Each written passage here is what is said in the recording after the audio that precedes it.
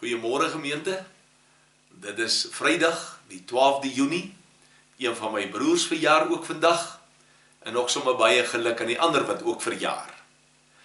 Ek gaan vandag vir u die Bybel lees uit Handelinge, hoofstuk 6 en 7, en ons gaan 'n bietjie kyk na, hoe lyk 'n geesvervulde diaken? En ons het gister gepraat oor die diensknegte, diensmaagde wat die Here roep en wat die Here gebruik, en hoe dat die gees van die Here 'n mens kan vul en jou kan beheer, en daarom wil ek ook sommer saam met u kom bid, dat die Here self die woord vir ons sal oopmaak. Kom ons bid saam. Here onse God, dit is die einde van die week, dit is al reeds Vrydagoggend, en ons kan nie anders as om maar net vir u baie dankie te sê vir alles wat ons in hierdie week ook gedoen het, maar ook geleer het nie. Dankie Here dat u met ons 'n diep pad en 'n wonderlike pad stap betreffende die Heilige Gees, ook in hierdie Pinkstertyd en ook in hierdie Pinksteratmosfeer. Maar Here, dit help nie, ons hoor dit en ons doen dit nie. En daarom kom bid ons, kom maak van ons daders van die woord en vul ons met krag en met motivering, sodat ons Here dapper kan wees in u koninkryk. Seën vir ons nou met die lees van u woord en met die oordenking daarvan. Amen. Ag geliefdes, dis lekker om so saam met u om die woord van die Here te kan wees. Ek wil daarom tog net vir u sê dat ek hou nie Saterdag vir u stilte tyd nie. Dis so 'n bietjie van 'n opvangweek, maar dis ook 'n geleentheid vir u self om ook lekker te gaan stil word. Dalk wil u na al die boodskappe weer luister en sommer net weer daar in 'n rustige tuin sit en dit self ook beleef. Kom ons kyk 'n bietjie. 'n opgewonde boodskap vandag is die verhaal van Stefanus. Ek het gister vir u gesê, ons as gemeente het van die Here die duidelikheid ontvang, dat ons nie ouderlinge en diakens in bepaalde patrooitjies gaan insit nie. Ons gaan nie bepaalde verwagtinge aan hulle skep nie, behalwe dat hulle deur die Gees van God vervul sal wees, dat hulle ook die wysheid van God sal ontvang, en dat hulle ook bereid sal wees om diensbaar te wees in sy koninkryk. Nou hier lees ons in Handelinge hoofstuk 6, het ons gister al gelees van Stefanus, 'n man met 'n vaste geloof, maar ook dan 'n man vol van die Heilige Gees.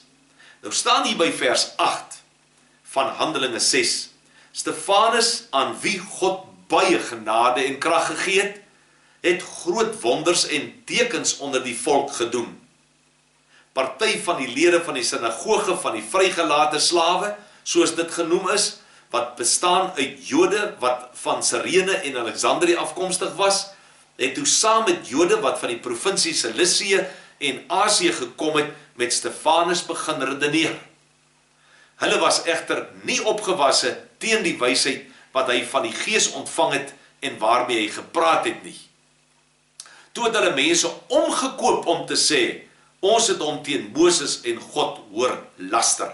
En die effek daarvan is, dat Stefanus voor die Joodse raad, voor die Sanhedrin beland. En hy moet nou verhoor word. Kan julle dink? Weet jy hier, as jy hierdie hoofstuk 7 lees, is dit eintlik skokkend. Ek weet ons verlede jaar in Israel ook was, en ons daar in 'n tuin, in die tuin van Getsemane, as 'n groep gaan stilte tyd hou, en ons het hierdie wonderlike uitsig oor Jerusalem, dan lyk dit so nostalgies, dit lyk goddelik, dit het 'n geweldige impak op jou lewe, en dan is daar tog 'n fluisterstem wat sê, onthou dat 'n profeet van God in Jerusalem nooit welkom was nie, en dat hy altyd opdraande gehad het om sy woord te kan verkondig. Wat gebeur hier?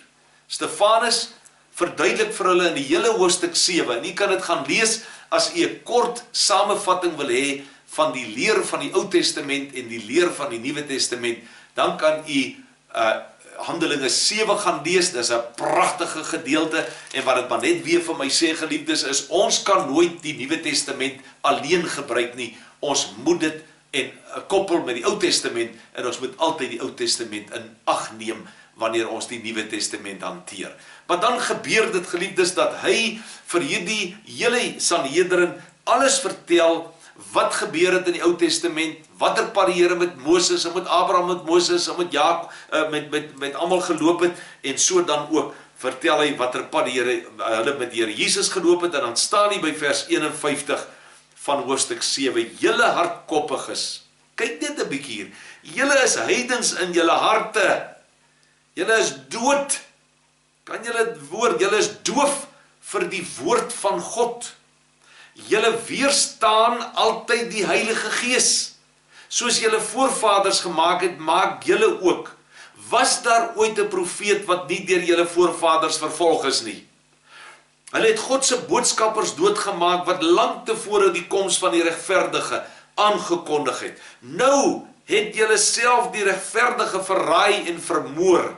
Julle is die mense wat deur bemiddeling van engele die wet van God ontvang het en tog het julle dit nie gehoorsaam nie. 'n Verstommende klag wat Stefanus hier uiter, wat hy hier openbaar.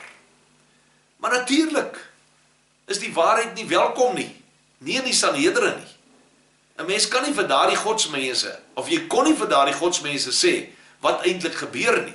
Maar hy sê vir hulle, hoor net bietjie, hy sê vir hulle, julle is in julle harte heidens en julle is doof vir die woord van God. Hy sê ook hier, julle weerstaan altyd die Heilige Gees, en julle maak net soos wat julle voorvaders gemaak het. Weet jy, hulle sê, en ek verstaan dit so, dat Hitler oor 'n baie lang tyd antagonisme en vyandskap teen die Jode van destyds aangeblaas het.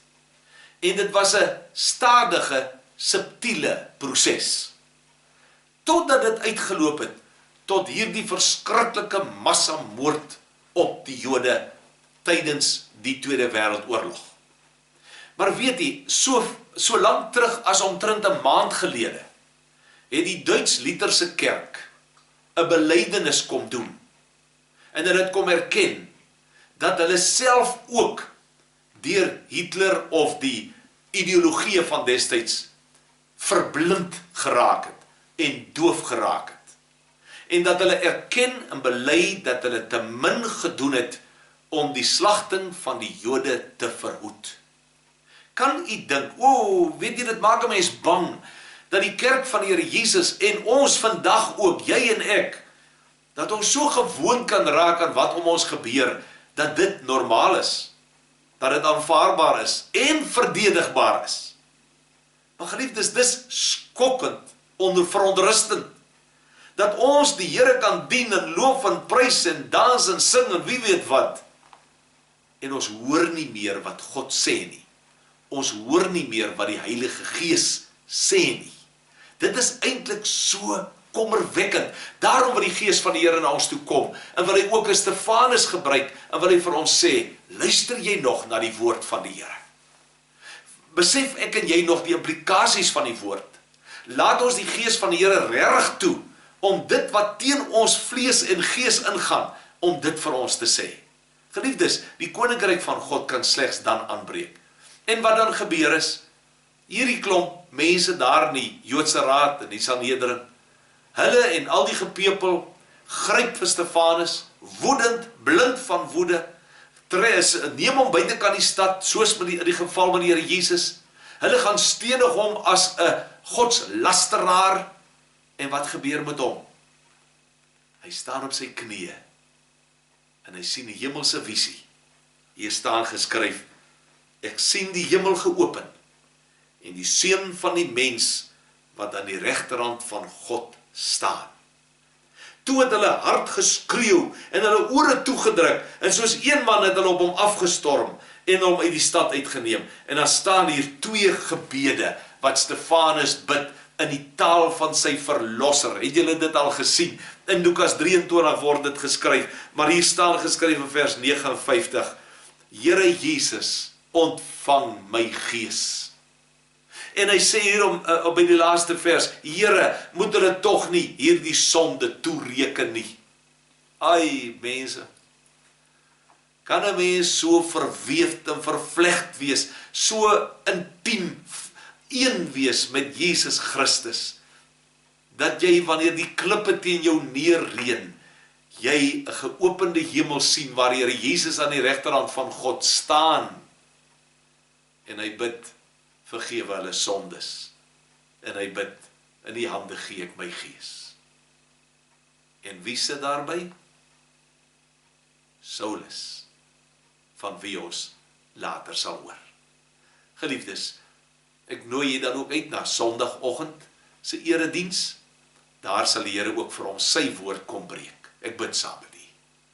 Dankie, dierbare Here, vir u lewende, geïnspireerde woord. Here, ons weet u staan baie meer ingeskryf as wat ons met hierdie opname kan sê, kan vertel. Maar dankie Here dat ons hierdie woord vandag nog in 2020 kan gebruik en dat ons dit met vrymoedigheid as die woord van God kan verkondig. Seën dan nou elkeen wat deur u uitgestuur word na die mense toe, dat ons sal uitgaan met 'n verwagting, dat mense sal glo, dat die gemeente sal groei, dat u kerk meer en meer mense sal inbring na die koninkryk van God. Ag Here, seën elke broer en suster van my, seën ook elke seun en dogter, elke tiener, elke kleuter, seën elke huisgesin en elke huwelik, maar seën ook elke alleenlopende individu, tot die eer van u naam.